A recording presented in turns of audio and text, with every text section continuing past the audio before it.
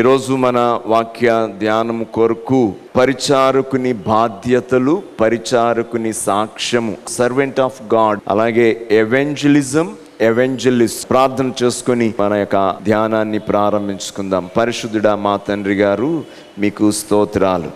అద్భుత దేవుడవు, బలమైన దేవుడవు. మీకు చెందవలసిన ఘనత ప్రభావములు మీకే కలుగునుగాక తండ్రి. అవి మేము చెల్లించుటకే మమ్మను మీరు పుట్టించారు నాయన.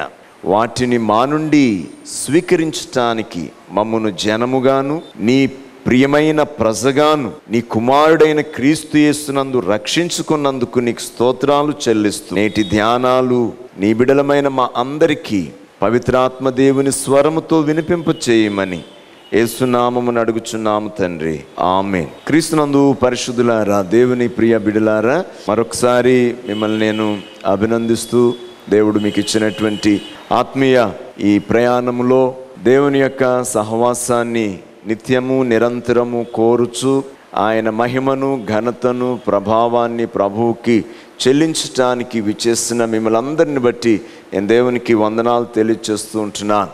ప్రభు మిమ్మను ఆ రీతిగానే ఆశీర్వదించి తన కుమారుడైన క్రీస్తు యేసు రక్తములో సంపూర్ణులుగాను, నిత్యరాజ్యానికి వారసులుగాను దేవుడు మిమ్మలను మనలను దీవించి నడిపించునుగాక. ఈరోజు 3 లేఖన భాగాల ధ్యానాలను మనం చూస్తున్నప్పుడు పరిచర్య అనేటువంటిది నేను మీకు ముందుగా తెలియచేయాలని ఆశపడుతూ ఉన్నాను. దేవుడు యేసుక్రీస్తు ద్వారా ఈ లోకములో ఒక అద్భుతమైనటువంటి పరిచర్యను ఆయన ఏర్పరిచారు.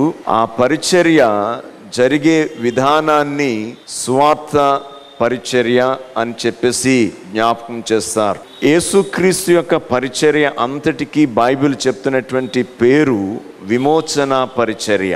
యేసుక్రీస్తు ప్రభువారు ఈ లోకానికి వచ్చిన విధి విమోచన పరిచర్య కొరకు పంపినది తన తండ్రి అయినటువంటి దేవుడు. ఈ పరిచర్య దేవుని రాజ్య సంబంధమైన కార్యముతో ముడిబడి ఉంది. తండ్రి చిత్తములో ఆయన ఒక రాజ్య స్థాపన చేయబోతూ ఉన్నారు. ఆ రాజ్య స్థాపనను గూర్చినటువంటి కార్యమే సువార్త పరిచర్య. ఇట్లాంటి పరిచర్యను చేసేటువంటి వారిని పరలోక దేవుని మాటలు ప్రకటించువారు ఎవెంజలిస్ట్, పరిచారకులు. ఎవెంజలిజం అనేటువంటి దీనిలో ఉన్నటువంటి శ్రేష్టత ఏంటి అని అంటే, ఇది ఒక్కటే ప్రపంచం మొత్తం మీద కనిపించుచున్నటువంటి దేశమునకును కనిపించని దేశమునకును ఉన్నటువంటి పరిచర్య. భూమి మీద మరే పని, ఏ పరిచర్య కూడా దేవుని రాజ్య సంబంధమైనటువంటి పరిచర్య అనేటువంటిది మాత్రము 2 దృశ్య అదృశ్య, ఆత్మ శరీరం, 2 భౌతిక ఆధ్యాత్మిక ధర్మాలకు సంబంధించినటువంటి స్వార్థగాను, మాటగాను పరిచర్యను జ్ఞాపకం చేస్తున్నాడు. అందుకని స్వార్థ విషయమైన, స్వార్థికుని విషయమైనా కూడా ఇతడు 2 రాజ్యాల పౌరుడుగాను, 2 రాజ్యముల ప్రతినిధిగా ఉంటూ 3 విధములైనటువంటి బలీయమైనటువంటి సాక్ష్యములు కలిగినటువంటి వాడుగా నేటి లేఖనాలు జ్ఞాపకం చేస్తా ఉన్నాయి. పరిచర్యకు పిలువబడిన వారు, పరిచర్య ద్వారా పిలువబడిన వారు. పరిచర్యకు పిలువబడిన వారు పరిచారకులు, పరిచర్య ద్వారా పిలువబడినటువంటి వారు ఆ రాజ్య పౌరులైనటువంటి విశ్వాసులు. మనము ఎవరమైనా 3 సాక్ష్యములు కలిగి ఉంటాం. ఇందులో మొదటి సాక్ష్యము దేవుని సాక్ష్యం. మీరు యెషయా 42 మొదటి వచనంలోనే పరమ తండ్రి ఎవరిని సేవకుడిగా పెట్టుకున్నారో, పిలుచుకున్నారో, పరిచర్యను అప్పగించారో ఆయనను గురించి ఆ ప్రభు సాక్ష్యం ఇస్తున్నారు. ఏమంటున్నారు? ఇదిగో నేను ఆదుకొను నా సేవకుడు, నేను ఏర్పరచుకున్న వాడు, నా ప్రాణమునకు ప్రియుడు. ఇది ఒక పరిచారకునికి ఉండవలసినటువంటి ప్రథమమైనటువంటి సాక్ష్యం. ఇది చాలా ప్రాముఖ్యమైనటువంటి సాక్ష్యం. రెండవది, ఏ జనులను ఆ పరిచారకుడు పిలుచుచూ ఉన్నాడో దేవునికి ఒక రాజ్యముగా, ఆ వ్యక్తిని గురించినటువంటి సాక్ష్యము ఇవ్వాలి. ఎవరైతే దేవునికి ప్రియమైనటువంటి సేవకుడిగా వచ్చి పరిచర్యను జరిగిస్తూ సువార్తను అందిస్తూ ఉన్నారో ఆ వ్యక్తిని గురించి ఏమంటున్నాడంటే, ఈ మనుష్యుడు అనేకమైన సూచక క్రియలు చేయిచూ ఉన్నాడు, లోకము ఆయన వెంబడి పోవచ్చు ఉన్నది. అనగా ప్రభువు నమ్మి అభిషేకించి ఆత్మతో నింపి తనకి పని వాగ్దానమును అప్పగించి పంపించారో యెషయా 41 అధ్యాయంలో జ్ఞాపకం చేస్తున్నట్టుగా, గురుడివారు కన్నులు తెరుచుటకును, బంధింపబడిన వారిని చెరసాల్లో నుండి వెలుపలికి తెచ్చుటకును, చీకటిలో నివసించు వారిని బందీ గృహములో నుండి వెలుపలికి రప్పించుటకును ఈ పరిచర్యలను ఆయన చేస్తూ ఉంటా. దానికి తగిన సాక్ష్యము ఆయన గురించి లోకము ఇస్తూ ఉంటా ఉంది. పత్రికలో మనం చూస్తున్నప్పుడు వ్యక్తిగతమైనటువంటి సెల్ఫ్ విట్నెస్ అనేటువంటిది మనం చూస్తూ ఉంటే, ఆ ప్రభు అయినటువంటి యేసుక్రీస్తు వారు తనను గురించి తాను ఆయన సాక్ష్యం ఇస్తున్నాడు. నీవు బలులను, పూర్ణాంగీకార బలులను, హోమములను నీవు కోరలేదు గాని నాకొక శరీరమును అమర్చితివి. దేవుని చిత్తము నెరవేర్చుట సంఘానికి ఇవ్వబడినటువంటి ఒక గొప్ప త్యాగపూరితమైనటువంటి బలి అనేటువంటిది యేసుస్వామి జ్ఞాపకం చేస్తున్నారు. ఎవరు లోకానికి విమోచకుడుగా వచ్చారో ఆ విమోచకుని గురించి ఇవ్వబడినటువంటి సాక్ష్యములు అనేటువంటి వాటిని నేను గుర్తు చేస్తూ ఉంటున్నాను. దైవ రాజ్య నిర్మాణము ఏదైతే ఉందో అదే ఈ 3 సాక్ష్యాల్లో ఇమిడి ఉంది. ఒక వ్యక్తిలో ఈ 3 జరిగినప్పుడే దైవరాజ్యం అనేది అక్కడ నిర్మాణం అవుతుంది. దేవుని రాజ్యము ఒక వ్యక్తిలో నిర్మాణం అయినప్పుడే అది దేవునికి ఆనందదాయకం అవుతుంది. అప్పుడే లోకానికి అది రక్షణార్థమైనటువంటి కార్యముగా ఉంటది. ఇట్లాంటి పరిచర్యనే ఏమన్నారనంటే దైవ పరిచర్య అనేటువంటిదిగా జ్ఞాపకం చేశారు. ఆ పరిచర్య జరుగుతున్నటువంటి దాన్ని దేవుని సంఘము అన్నారు. ఈ సంఘం మీద దేవునికి మొట్టమొదటిగా ఏముండాలి అని ఆలోచన చేస్తున్నప్పుడు దీని మీద ఆయనకొక ఖచ్చితమైనటువంటి నమ్మిక ఉండాలి. ఈ రోజున మనం ఆలోచన చేయండి, ఎన్ని సంఘాలు దేశంలో ప్రపంచవ్యాప్తంగా చాలా పేర్లతో పిలువబడుతున్నటువంటి క్రీస్తు సంఘాలను మనం ఆలోచన చేస్తున్నప్పుడు ఎన్ని సంఘాల మీద, ఎందరు దైవజనుల మీద, ఎందరు విశ్వాసుల మీద తండ్రి ఇట్లాంటి మాట ఆయన చెప్పి సాక్ష్యం ఇస్తున్నారు అనే ప్రశ్న మనం వేసుకోవాలి. నేను ఈ రోజున యేసుక్రీస్తును చూపించటం ముఖ్యోద్దేశముగా నేను చెప్పడం లేదు, కానీ క్రీస్తు యేసులో నన్ను నేను చూపించుకోవాలి, క్రీస్తు యేసులో మిమ్మల్ని మీరు చూపించాలి. దానికి మనం సిద్ధపడటమే రక్షణ అనేటువంటిది చెప్పాలని ఆశపడుతున్నాను. దేవుడు ఒక కుమారుని చూపిస్తున్నారు. ఆ కుమారుడు, ఇదిగో ఈయన నా ప్రియ కుమారుడు, ఈయన యందు నేను ఆనందించుచున్నాను, ఈయన నా సేవకుడు, ఈయన నా కార్యమును, ఈయన నా రాజ్యమును స్థిరపరుస్తాడు. అది యెషయా గ్రంథం యొక్క ఉద్దేశం. అయితే ఆ కుమారుడే హెబ్రీ పత్రికలో మాట్లాడుతున్నాడు, ఇదిగో తండ్రి నీవు నన్ను పంపించావు బలులను చేయటానికి కాదు, నీ చిత్తమును నెరవేర్చడానికి నాకు ఒక శరీరాన్ని ఇచ్చావు, అది నా యొక్క ముఖ్యమైనటువంటి పని, అది నేను జరిగిస్తున్నానని ఆయన సాక్ష్యం చెప్తున్నాడు. అదే సంఘము చెప్తుంది, సమాజం చెప్తుంది, ఇదిగో ఈ మనుషుడు దేవుని పంపించినటువంటి మనుషుడు, అతడు అనేక అద్భుతాలు చేస్తున్నాడు, ప్రపంచం ఆయన వెంబడిపోతుంది అని చెప్పేసి వారు చెప్తా ఉన్నారు. ఈ 3 కనిపించిన చోట కనిపించేదే దేవుని రాజ్యం. ఆ 3 కనబడకపోతే అక్కడ దేవుని రాజ్యం, ఆ వ్యక్తిలో దేవుని రాజ్యం ఉండదు. విమోచన కార్యం అక్కడ కనబడదు. రక్షణ అనేటువంటి ఫలము అక్కడ ఉండదు. దేవుడు నిన్ను ఏర్పాటు చేసుకున్నారు, దేవుడు మిమ్మల్ని ఏర్పాటు చేసుకున్నారు, దేవుడు మనందరిని ఏర్పాటు చేసుకున్నారు. ఆయన నిన్ను చూసి నన్ను చూసి ఆయన ఖచ్చితంగా జ్ఞాపకం చేస్తున్నాడు, ఈయన నా సేవకుడు, నా సేవకురాలు.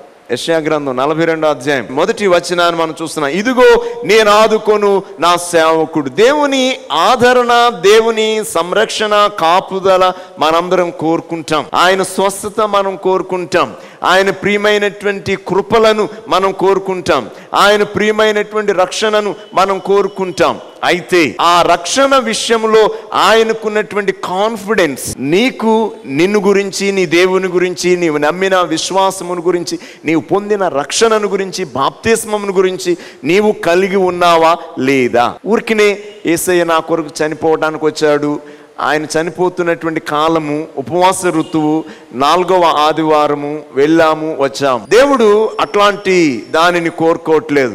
నేను, మీరు, మనందరం చెప్పవచ్చు, యేసుక్రీస్తునందు మనందరము కూడా ఏమై ఉన్నాం తెలుసా? పరమ తండ్రికి కుమారులము కుమార్తెలము అయి ఉన్నాము. హల్లెలూయా. యెషయా 42 అధ్యాయాన్ని నేను వివరించడానికి 3 మాటలు జ్ఞాపకం చేసుకున్నాను.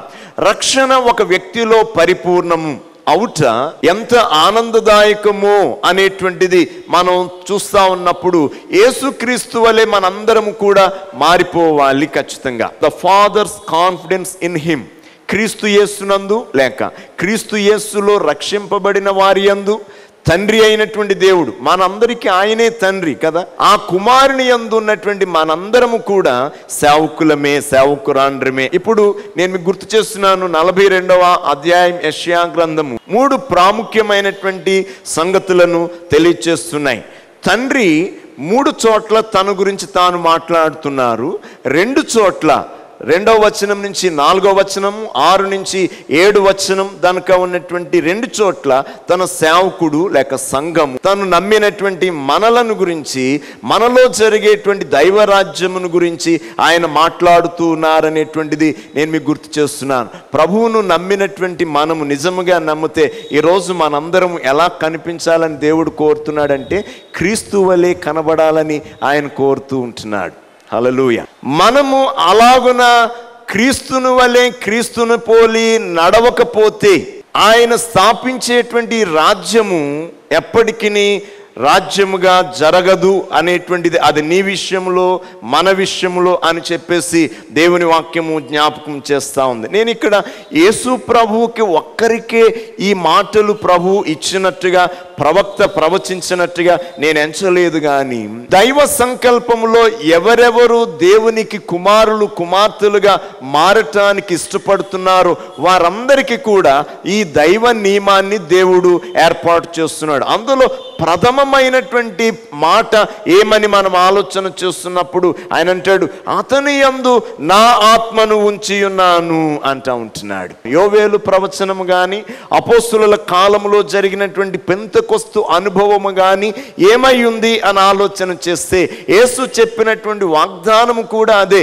ఏమనంటే, నేను వెళ్ళుట ద్వారా మీకు ప్రయోజనము కలుగుతుంది. ఎందుకనంటే నేను వెళ్ళి మీతో ఎల్లప్పుడూ ఉండునట్లు మీ కొరకు వేరొక ఆదరణకర్తను పంపించెదను, మీరు పరిశుద్ధాత్మను పొందుడి అనేటువంటి అద్భుతమైనటువంటి దేవుని యేసుక్రీస్తు వాక్కు ఏదైతే ఉందో అది సర్వలోకానికి క్రీస్తునందు దేవుడిచ్చిన వాగ్దానం.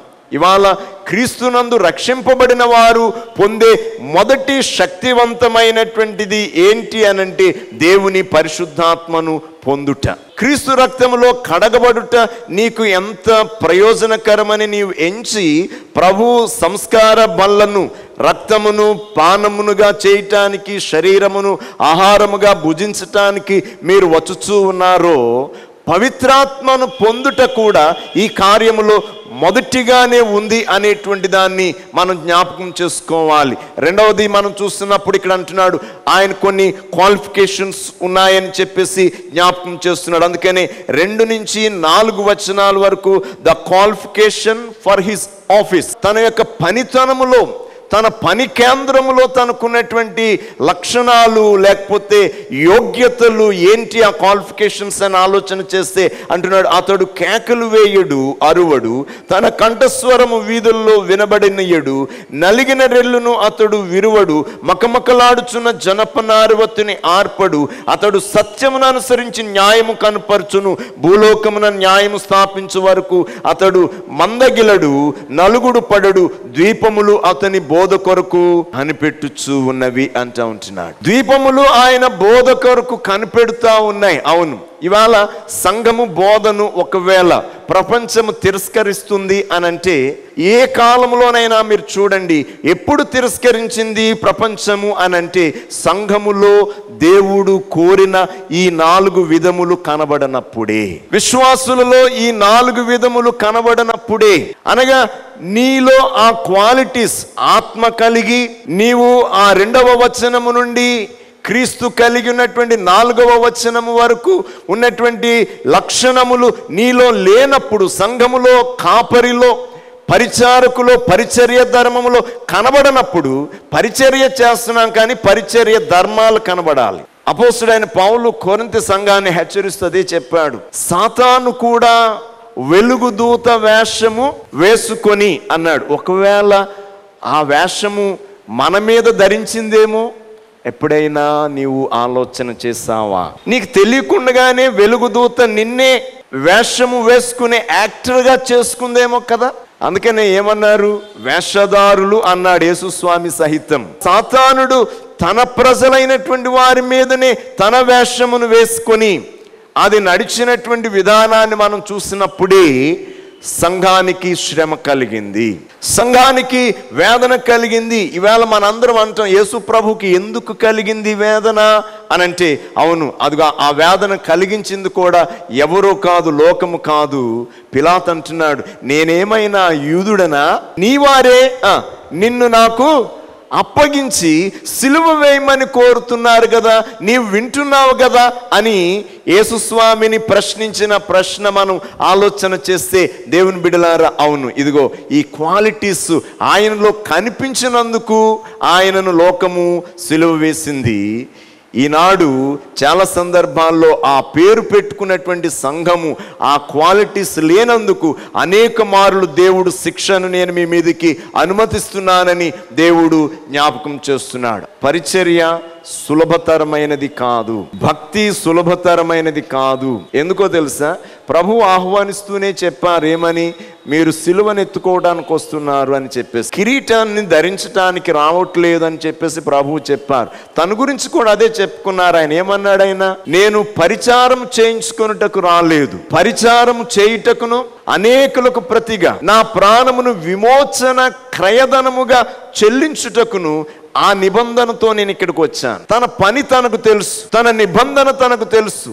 అందుకని తను పంపించినటువంటి వాడు తనకు తోడై ఉన్నాడని ఎప్పుడూ ప్రభు చెప్పారు. పంపించిన వాడిని మర్చిపోలేదు, ఆయన అప్పగించినటువంటి పనిని మర్చిపోలేదు, ఆయన శక్తిని కూడా ఈయన మర్చిపోలేదు. కనుకని ఆ మూడింటిలో కూడా యేసు ప్రభు వారు జయముందారు. నిన్ను ప్రభువే పంపించారు, నన్ను ప్రభువే పంపించారు ఈ భూమి మీదకి. అయితే మనము ఒకవేళ ఆయన్ని మర్చిపోయినా, ఆయన పనిని మర్చిపోయినా, ఆయన గొప్ప శక్తిని మర్చిపోయినా మనము దేవుని రాజ్యముగా మలచబడలేము. మనం ఇక్కడ దేవుని రాజ్యముగా మలచబడి, అదే పరిశుద్ధ సంఘం అంటే, మనము ప్రభు యొక్క సన్నిధికి చేరడానికి, ఆయన కుమారులుగా కుమార్తెలుగా స్వీకరించబడటానికి మనము సంఘముగా కూడి ఉన్నాం అనేటువంటి దాన్ని చూస్తున్నప్పుడు, దేవుడు ప్రతి వ్యక్తిని సేవకు పంపించినప్పుడు, సంఘములోనికి పిలిచినప్పుడు, ఇదిగోండి ఆయన గురించి ఆయన చెప్పుకుంటున్నాడు. నీ ముందున్న పనిది, నా శక్తిది, నీవు చేయవలసినటువంటి అద్భుతాలు ఇవి. ఇప్పుడు ఆ అద్భుతాలు వాగ్దానాలే ఇక్కడ ఉంటా ఉన్నాయి. నీ దగ్గర పైన ఉండవలసినటువంటి దీనత్వము అనేటువంటిది, మీక్నెస్, ఆ దీనత్వము అనేటువంటిది గనక, నీవు సాత్వికం అనేటువంటిది గనక ఈ 2 నుంచి 4 వచనాల్లో ఉన్నట్టుగా ప్రతి విశ్వాసి నడిస్తే నీవు సిలువను మోయటానికి అర్హుడవు. నీవు అలాగును సిలువను మోసినప్పుడు ఏమవుతుందనంటే నీలో గొప్ప అద్భుతాలు కలుగుతాయి. గుడ్డివారు కన్నులు తెరుచుటకును, బంధింపబడిన వారిని చెరసాల్లో నుండి వెలుపలికి తెచ్చుటకును, చీకటిలో నివసించు వారిని బందీ గృహంలో నుండి వెలుపలికి తెచ్చుటకును, యెహోవానగు నేనే నీతి విషయంలో నిన్ను పిలిచి నీ చేయి పట్టుకొని ఉన్నాను, నిన్ను కాపాడి ప్రజల కొరకు నిబంధనగాను అన్యజనులకు వెలుగుగాను నిన్ను నియమించి ఉన్నాను. ముందు చాలా కఠినమైనటువంటి సేవాధర్మం ఉంది. ఆ సేవాధర్మంలోనికి దేవుడు పిలిచిన వారందరినీ పంపించినప్పుడు ఆయన ఈ మంచి వాగ్దానాల్ని ఆయన ఇస్తున్నాడు. నిన్ను కాపాడి ప్రజలకు నిబంధనగాను అన్యజనులకు వెలుగుగాను నిన్ను నియమించి ఉన్నాను. వెళ్ళు అంటా ఉంటున్నాడు. ఈ రోజున నిజముగా క్రీస్తు యొక్క రక్తములో మీరు కడగబడితే, యేసుక్రీస్తు సంఘము యొక్క పరిశుద్ధతను నిజంగా మీరు గ్రహిస్తే, మీరు ప్రపంచానికి ఏమై ఉన్నారో, ఏమి కావలసి ఉన్నారో జ్ఞాపకం చేస్తున్నాడు. మొదట దేవుడు నీవు వెళ్ళేటువంటి ప్రతి స్థలములలో కూడా అదే అంటా ఉంటాడు. అగ్నిలోబడి నీవు వెళ్ళినను 43వ అధ్యాయంలోనే రాస్తాడు. ఆ వెనకాలే వస్తుంది ఆ పదాలు యెషయా గ్రంథంలో. అగ్నిలో పడి నీవు వెళ్ళినను జ్వాలలు నిన్ను కాల్చవు కదా.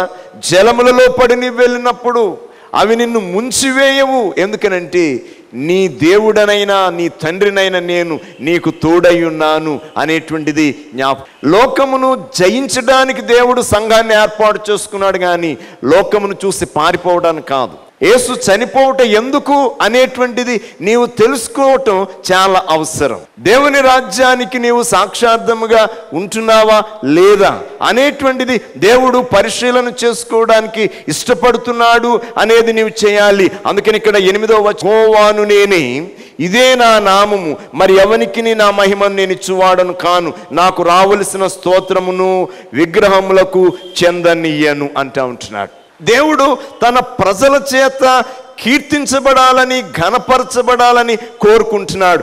ఇందులో నేను ఇలా జ్ఞాపకం చేసుకున్నాను ఈ పత్రికా లేఖన భాగాన్ని గూర్చి. క్రీస్తు తన్ను గూర్చి తన పరిచర్యను ఎరిగిన పరిచారకుడైన సేవకుడై ఇచ్చినటువంటి సాక్ష్యముగా నేను ఈ మాటలను జ్ఞాపకం చేసుకున్నా. నేడు సంఘము ధ్యానించుచున్న అంశం పాప పరిహారార్థ బలి, ప్రాయశ్చిత్తార్థ బలి దినములు, దహన బలి దినములు, అపరాధ పరిహారార్థ దినములు. పాత నిబంధన కాలంలో సంవత్సరానికి ఒకమారు యూదులు ఒక దినమును ఏర్పాటు చేసుకున్నారు. దాన్ని ప్రాయశ్చిత్తార్థ దినము అన్నారు. ఏ దినము? ప్రాయశ్చిత్తార్థ దినం. అనగా వారి సంవత్సరం అంతటి పాపములకు వారు ప్రాయశ్చిత్తం చేసుకోవటానికి అందరూ కూడా ఒక్కొక్క మేకపిల్లను, గొర్రె పిల్లను, లేకపోతే పొట్టేలను, లేకపోతే కోడెను, పావురపు గువ్వలను వారు పట్టుకుని ప్రయాణం చేస్తారు. అందుకని ఇశ్రాయేలీలు తప్పకుండా సంవత్సరానికి ముమ్మారు ప్రతి పురుషుడు కూడా ఏం చేయాలంటే దేవుని సన్నిధికి వచ్చి కనబడాలని వ్రాయబడుతూ ఉంటుంది. ఇశ్రాయేల్ ప్రజలు వారు అలాగున సంవత్సరానికి ఒక బలిని పట్టుకుని వచ్చేసి దేవుడికి బలి ఇచ్చేసి మొక్కుబడి చేసుకుని వారు వెళ్ళిపోతూ ఉండేటువంటి వారు. ఇది దేవునికి ఇష్టం కాదు. ఒకసారి హెబ్రీ పత్రిక 10:8 వచనాన్ని చూడండి. బలులు, అర్పణలు, పూర్ణ హోమములు, పాప పరిహారార్థ బలులు నీవు కోరలేదనియు అవి నీకు ఇష్టమైనవి కావనియు పైన చెప్పిన తరువాత అంటా ఉంటున్నాడు. బలులు చెయ్యాలని ఎవరు ఆజ్ఞాపించారు? దేవునికి ఇష్టం లేదట. ఎవరు ఆజ్ఞాపించారు? ఆజ్ఞాపించింది ఎవరు? ఆయనే. బలులు ఎక్కడ స్టార్ట్ అయినాయి మీరు చూస్తే, దేవుడు అసలు ఐగుప్తు దేశంలోంచి తన ప్రజలను పోనిమ్మని 3వ అధ్యాయం 18వ వచనంలో ఎందుకు చెప్పాడు? ఏం చెప్పాడు? అక్కడ అబద్ధం చెప్పలేదు. కానీ మనమేమంటాం? దేవుడు ఐగుప్తులో నుంచి తన ప్రజలను పాలు తేనెలు ప్రవహించు దేశంలోనికి తీసుకెళ్తున్నాడు అంటారు. అక్కడతో ఆగిపోతారు. వాగ్దాన దేశంలోనికి అబ్రహాముకి దేవుడు చూపించాడు కాబట్టి, అది ఇస్తానన్నాడు కాబట్టి, లేకపోతే మీరు ఆ అన్యజనులందరూ కట్టుకున్నటువంటి గృహాలన్నీ మీకు ఇచ్చేస్తే సుఖనివాసం చెయ్యండి దేవుడు అక్కడికి వారిని పంపించలే. నేను మరలా ఈ రోజు నా ధ్యానం ఏదైతే అదే మరలా మీకు జ్ఞాపకం చేస్తున్నాను. దేవుడు తన రాజ్యమును స్థాపించబోతూ ఉన్నాడు. అదే ముఖ్యం. అదే ముఖ్యం. పాత నిబంధన విమోచనైనా, పాత నిబంధన బలి అయినా, క్రొత్త నిబంధన బలి అయినా అదే ముఖ్యం. అందుకనే ఆ ముఖ్యమైన దాన్ని మనం ఆలోచన చేస్తున్నప్పుడు వారు పాపదాసులు, భౌతిక దాసులు. ఆ దాస్యత్వంలో నుంచి మొదట శరీరాన్ని విడిపించాలి, తర్వాత ఆత్మను విడిపించాలి కదా. శరీరము విడుదల లేకుండా ఆత్మ విడుదల చెందదు. శరీరం విడుదల వేరు, ఆత్మ విడుదల వేరు. శరీరం విడుదల చెందితేనే ఆత్మ విడుదల చెందుతుంది. అందుకని శరీరాన్ని మొదట విడుదల చేసి సీనాయి వరకు తీసుకొచ్చాడు. అక్కడి వరకు వారికి ఏ విధమైనటువంటి ఆజ్ఞలు, హెచ్చరికలు, కట్టడలు దేవుడు వారికి ఇవ్వలేదు. ఖచ్చితంగా అక్కడకు తీసుకొచ్చిన తర్వాత దేవుడు తన్ను తాను వారికి ప్రత్యక్షపరుచుకున్నాడు. ధర్మశాస్త్రమునిచ్చారు, 10 ఆజ్ఞలు ఇచ్చారు, నైతిక, సాంఘిక, ఆధ్యాత్మికమైనటువంటి ధర్మోపదేశములు దేవుడు వారికి ఇచ్చి అక్కడతో ఊరుకోలేదు. ఎందుకనంటే వీళ్ళందరూ కూడా ఇవన్నీ ఉన్నా కూడా దేవుడే సాక్షాత్తు అద్భుతాలు చేసి ఐగుప్తు నుంచి తీసుకుని వస్తున్నా కూడా ఎర్ర సముద్రం దగ్గర చనిగారు, దూషించారు. అది దాటారు, మారాకు వచ్చారు, అక్కడ దూషించారు, చనిగారు. అది దాటి రెఫేదీముకు వచ్చారు, అక్కడ చనిగారు, అక్కడ దూషించారు. అది దాటి సీను అరణ్యానికి వచ్చారు, అక్కడ దూషించారు. ప్రతిదీ వారి దూషణే. కానీ వారిని పవిత్రులు చేయటం అనేటువంటిది మాత్రం దేవుని యొక్క అనాది సంకల్పం. దానికి ఆయన ఇష్టపడి ఉన్నారు, దానికి ఆయన కట్టుబడే ఉన్నారు. అందుకని 10 ఆజ్ఞలు ధర్మశాస్త్రం ఇచ్చినా కూడా వారు మీరే వారే గాని దానితో వారు ఏమయ్యేవారు కాదు, విధేయులైపోయి దేవునికి హత్తుకుని ఉండిపోయేటువంటి వారు కాదు. ఎందుకంటే వారు లోకములో ఉన్నారు. లోకములో ఉన్నటువంటి వీరిని రక్షించడానికి దేవుడు కోరుకుంటున్నాడు. పరజనులుగా ఉన్నారు, పరదేశంలో ఉన్నారు. కానీ దేవుడు ఇప్పుడు తనను మోయటానికి, తమను రక్షించడానికి ఆయన సంకల్పించుకున్నటువంటి సంకల్పమే ఒక ప్రమాణ సంబంధమైన నిబంధన. దాన్నే ఏమన్నారంటే సీనాయి నిబంధన అన్నారు. అక్కడ దేవుడు వచ్చి ఇశ్రాయేలు అందరితో నిబంధన చేసుకున్నాడు. అబ్రహాముకి నిబంధన ఉంది, ఇస్సాకుకి నిబంధన ఉంది, యాకోబుకి నిబంధన ఉంది. కానీ ఇశ్రాయేలుకి నిబంధన లేదు. ఎక్కడి వరకు? ఐగుప్తులో ఉన్నంతకాలం నిబంధన లేదు, వారు సినాయికి వచ్చే వరకు నిబంధన లేదు. కానీ దేవుడు దిగి వచ్చిన తర్వాత 20 నుంచి 23 అధ్యాయాల్లో నిబంధన జరిగింది. ఈ నిబంధన జరిగిన తరువాత ఆయన 10 ఆజ్ఞలు ధర్మశాస్త్రం ఇచ్చి 24వ అధ్యాయంలో బలి నిబంధన, రక్త నిబంధనను చేశాడు. దాన్ని హెబ్రీ గ్రంథకర్త రాస్తా ఉంటాడు, రక్తము చిందించకుండా పాపము పరిహరింపబడనదని తండ్రి చూశాడు, తను సంతోషపడ్డాడు. అందుకని గెత్సెమనిలో యేసు మొర్రపెట్టినప్పుడు తనను ఆదరించడానికి పరలోకము నుండి ఒక దూత దిగి వచ్చి ఆయనను ఆదరించేను అని వ్రాయబడతా ఉంది. అదే మాట ఈ రోజున ప్రభు ఆ 5వ వచనంలో చెప్తున్నాడు. నిన్ను ఆదుకుంటానికి, నిన్ను బలపరచటానికి, నీకు సహాయం చేయడానికి నేను శక్తిమంతుడైనటువంటి దేవుడను. ఒకవేళ నీ ముందు శ్రమ వచ్చినా, నీవు దేవుని యొక్క విశ్వాస విషయంలో అగ్ని పరీక్షల్లో నీవు దిగవలసి వచ్చినా, నేను దిగవలసి వచ్చినా, మనము తప్పకుండా ఈ 42వ అధ్యాయంలో తండ్రి నీకు నాకు ఇచ్చినటువంటి అష్యూరెన్స్, దాన్ని మీరు అవలంబించగలిగితే, దాన్ని మీరు పొందగలిగితే, విశ్వసించగలిగితే క్రీస్తుకు సాక్షార్థమైనటువంటి ప్రతిరూపముగా దేవుని రాజ్యముగా మనం ఉండగలుగుతాం. మరొక్కసారి నా ముగింపు మాట, నీవు నాకు ఒక శరీరమునిచ్చితివి, బలులు నీకు ఇష్టమైనవి.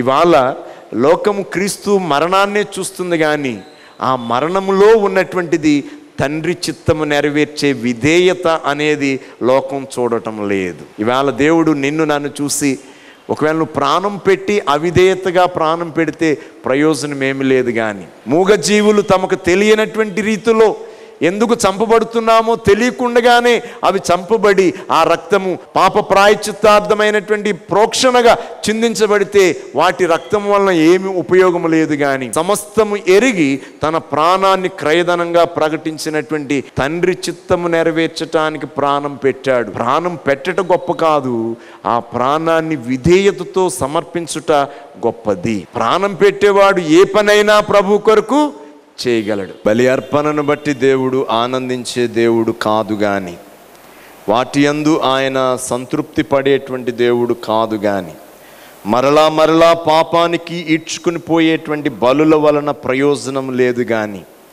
నీ శరీరములో దేవుని చిత్తము జరిగించుటే దేవునికి మహిమ, అదే ఆయనకు ఇష్టము, అదే దైవరాజ్య నిర్మాణము. దానికి శుద్ధుడై జీవించుట అవసరమైనటువంటిదిగా జ్ఞాపకం చేస్తూ, తండ్రి ఇచ్చుచున్న సాక్ష్యం, కుమారుడిచ్చుకుంటున్న సాక్ష్యం, కుమారుని గురించి లోకం ఇచ్చుచున్న సాక్ష్యం, ఈ రోజున అట్లాంటి అద్భుత సాక్ష్యం మనం కూడా కలిగి క్రీస్తు రాజ్యానికి ఒక ముఖ్యమైన మూలమైన కార్యరూపమైనటువంటి వ్యక్తిగా ఉండటానికి ఈ సంఘమును, దేవుని బిడలమైన మనందరినీ ప్రభువు దీవించునుగాక. ఆమేన్. సమస్త జ్ఞానం మించిన దేవుని సమాధానం మీ హృదయాలకు మీ తలంపులకు యేసుక్రీస్తు వలన కావలియుండునుగాక.